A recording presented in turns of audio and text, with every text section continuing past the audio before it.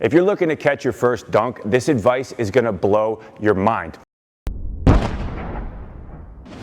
Everybody knows that dunking requires jumping higher, so they begin strength training, they begin jumping, they even begin working on their mobility. But I know what the best dunkers in the world do, and I've spent the last 10 years working with thousands of athletes, putting inches on their vert, helping them start destroying the rim. And in this video, I'm gonna give you 6 exercises that we do with every single one of them. Just take a moment to like and subscribe, and we're gonna get into it right away.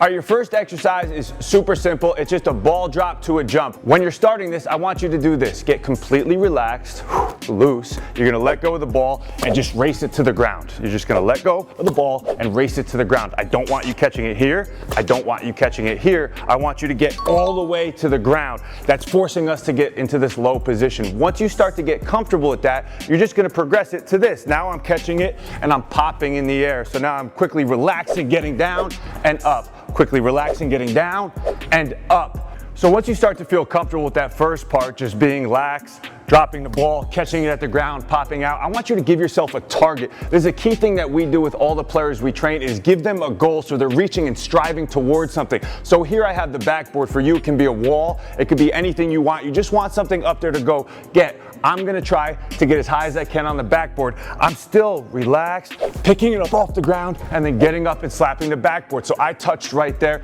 Now my focus is just gonna be getting higher and higher every jump. This isn't about how many reps you do, but the intention and focus behind the reps. So I'm constantly just trying to get a little bit higher. I'm down, get up higher and higher. This is a great exercise for you to put into your warm-up because you can start real easy like that, starting to feel good, and then you can progress it by trying to jump higher and higher out of it.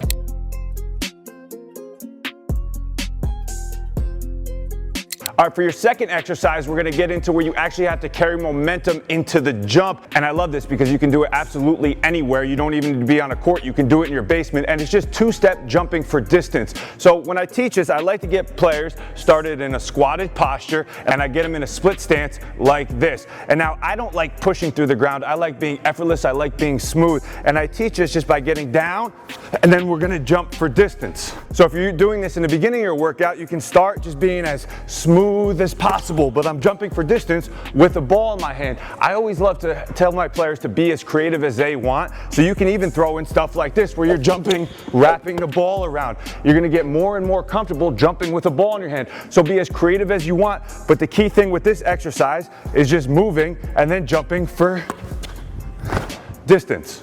So why are we jumping for distance and not height when our goal is to get up and dunk the ball? Because if you think about it, pretty much every single time you dunk, you are translating horizontal into vertical momentum. It's not just a straight up and down jump. You have to get good at carrying that momentum through, and jumping horizontally, right, is gonna do that. It's gonna smooth out your mechanics on your jump, even though you aren't trying to get up in the air and dunk it.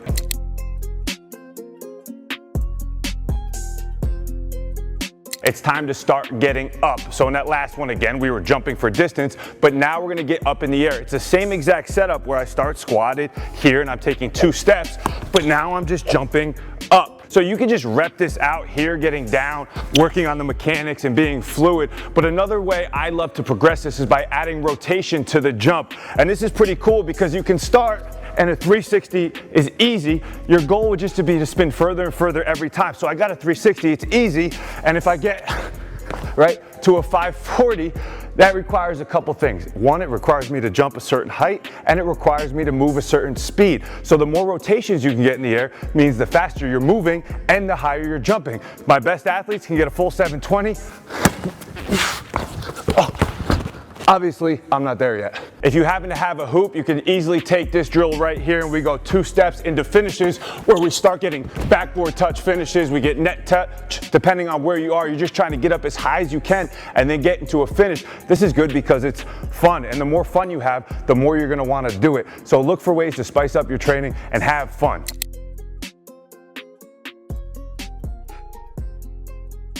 Your fourth exercise is simple. You're gonna jump off 1 for height. All you're gonna do is try to carry as much speed as you can in the jump and get up as high as you can with the ball and touch as high as you can on the backboard. So I'm gonna go in off 1 foot and I'm just trying to get up as high as I can.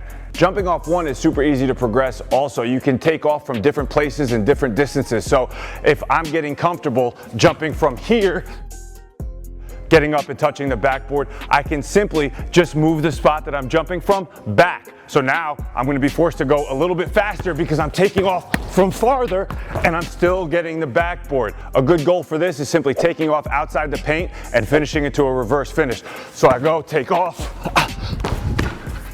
to a reverse finish. Again, when something's easy, just make it more and more challenging. And if you're here thinking I'm a 2-foot jumper, why the heck would I practice jumping off one? Because I promise you, by getting better at jumping off 1 foot, it's gonna impact the way you jump off 2 feet. You wanna build a big base of jumping. So jumping off left, right, jumping right, left, jumping off your left, jumping off your right is all gonna give you more options when it comes to game time and you wanna dunk on somebody.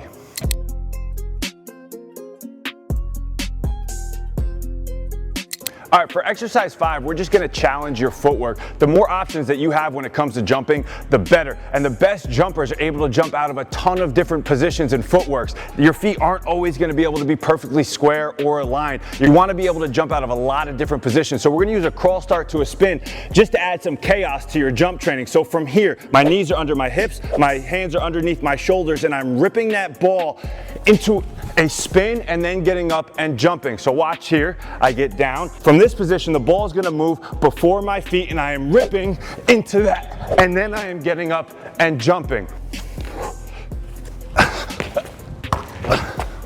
When you look at the best jumpers in the world, they're extremely adaptable. They're not set in stone, they're not robots. They have a fluidity to their movement. So do that drill and you're gonna start becoming more fluid.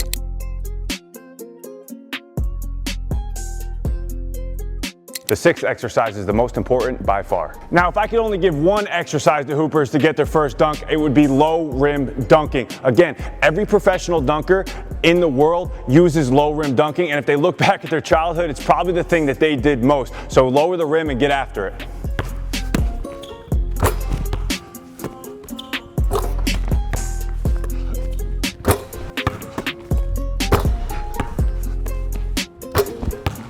I truly believe that I get the results that I get with hoopers because I make it as simple as possible. This video might not have been mind-blowing, it might not have been earth-shattering, you might not have seen the stuff that you were looking to see, but I promise you, using these 6 exercises as a building block for your training and then start adding your own creativity to them, this is really all you need to catch your first dunk. You need to prioritize jumping with a ball in your hand, so start doing these 6 exercises and you'll be on your way. And if you're interested in an entire system that tells you exactly how to do it and exactly what exercises to do, from everything regarding strength training in the weight room and then to your on-court jumping, you need to get on the Good Drill app. The link is in the description below.